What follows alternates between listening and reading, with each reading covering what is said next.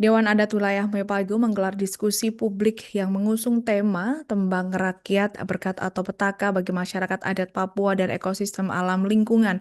Diskusi publik dilaksanakan 2 hari pada Senin dan Selasa 8 hingga 9 Desember 2025 pukul 8 pagi waktu Papua sampai sore pukul 18 di Aula Gereja Katolik Kristus Sahabat Kita atau KSK, Jalan Jenderal Sudirman, Bukit Meriam, Nabire, Papua Tengah. Untuk informasi selengkapnya akan disampaikan wartawan kami yang telah terhubung dari Tribun Papua, Melkianus Dogopia.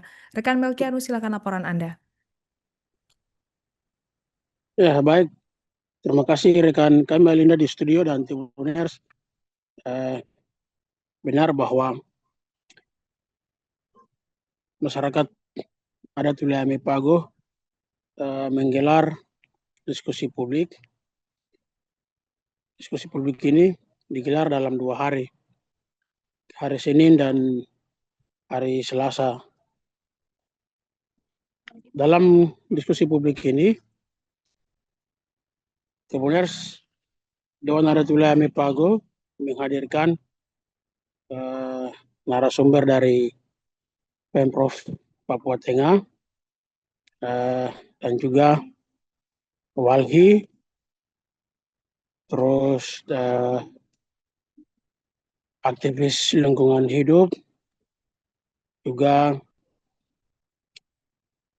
mahasiswa, tokoh adat, tokoh perempuan, tokoh agama, Dewan Perwakilan Rakyat Provinsi Papua Tengah, MRP Papua Tengah, praktisi hukum, dan juga tokoh agama dalam hal ini Pastor Provinsi Madai.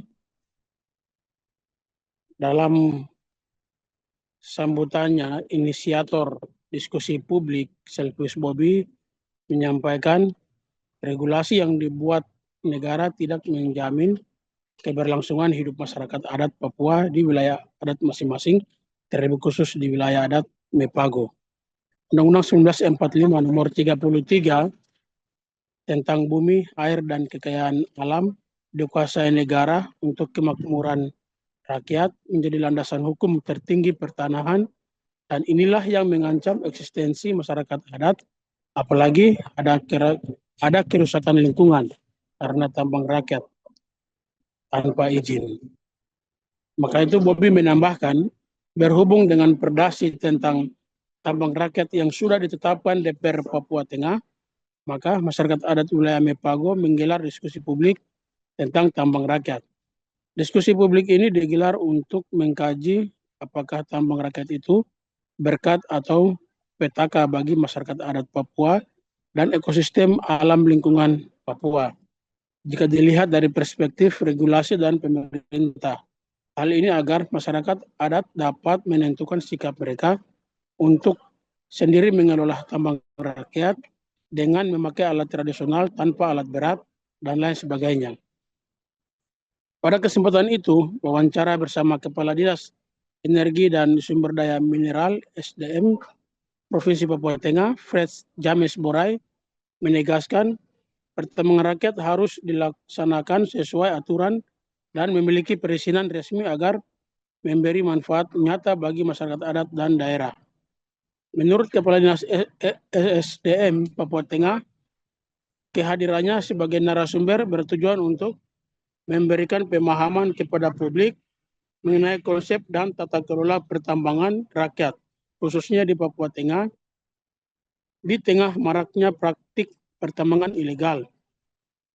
Ia menjelaskan suatu kegiatan baru dapat disebut sebagai pertambangan rakyat apabila memenuhi syarat, antara lain adalah, maksud kami, adanya wilayah pertambangan rakyat atau WPR dan izin pertambangan rakyat atau IPR. Tanpa kedua hal tersebut, aktivitas pertambangan dinyatakan ilegal. Borai menekankan bahwa prinsip utama pertambangan rakyat adalah pengelolaan oleh masyarakat setempat sebagai pemilik hak wilayah. Oleh sebab itu, masyarakat dari luar wilayah tidak diperbolehkan mengelola tambang rakyat di suatu daerah. Lebih lanjut, ia menjelaskan bahwa Dalam sistem pertambangan terdapat beberapa klasifikasi wilayah, mulai dari wilayah usaha pertambangan atau WUP, wilayah pertambangan rakyat atau WPR, hingga wilayah usaha pertambangan khusus atau WUPK, yang masing-masing memiliki mekanisme pengelolaan berbeda.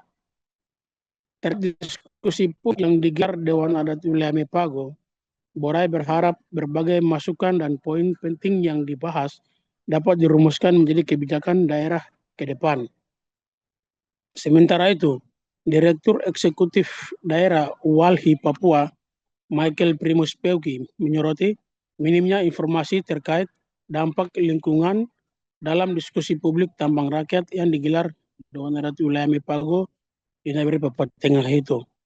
Penilaian tersebut disampaikan Michael usai mengikuti diskusi publik yang membahas peraturan daerah khusus atau Perdasus tentang tambang rakyat. Menurut Michael, kehadiran Walhi Papua dapat dalam forum tersebut bertujuan untuk mencermati sejauh mana Perdasus tambang rakyat akan berdampak terhadap kerusakan lingkungan hidup di Papua Tengah. Namun hingga diskusi berlangsung, Walhi belum memperoleh gambaran utuh terkait substansi regulasi tersebut. Ia menilai forum diskusi publik merupakan ruang yang baik, namun belum mampu memberikan informasi yang cukup kuat untuk meyakinkan bahwa tambang rakyat benar-benar membawa manfaat bagi masyarakat adat Papua, khususnya di Provinsi Papua Tengah. Dalam proses diskusi ini, belum ada dokumen yang dijadikan acuan utama. Akibatnya sulit menyimpulkan apakah tambang rakyat ini bisa disebut sebagai berkat atau justru petaka bagi masyarakat adat dan lingkungan. Michael menekankan bahwa salah satu poin penting yang perlu dikaji secara serius adalah dampak kerusakan lingkungan dari aktivitas pertambangan. Menurutnya, aktivitas tambang selalu membawa risiko kerusakan ekologis yang signifikan, baik dalam jangka pendek maupun jangka panjang. Ia menambahkan baik pertambangan ilegal maupun ilegal, termasuk tambang rakyat, tetap berpotensi menimbulkan pencemaran lingkungan, deforestasi, penutupan hutan, serta tercemarnya daerah aliran sungai menjadi ancaman nyata akibat aktivitas penambangan, baik menggunakan alat tradisional maupun modern. Terkait konsep Perdasus tambang rakyat, Walhi Papua mengaku masih belum memperoleh pemahaman yang utuh, khususnya menyangkut strategi mitigasi dan adaptasi terhadap dampak lingkungan. Menurut Michael, upaya pencegahan kerusakan hanya bisa dilakukan jika aspek mitigasi dan adaptasi lingkungan dimasukkan secara tegas dalam dokumentasi analisis mengenai dampak lingkungan atau AMDAL, serta diatur secara rinci dalam Perdasus tambang rakyat.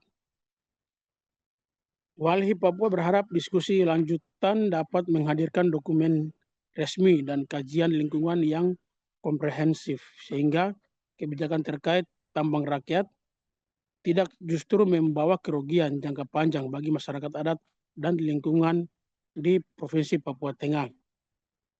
Sekian laporan dari Nabire Papua Tengah. Kembali ke studio, rekan Lalinda. Download Tribun X sekarang, menghadirkan lokal menjadi Indonesia.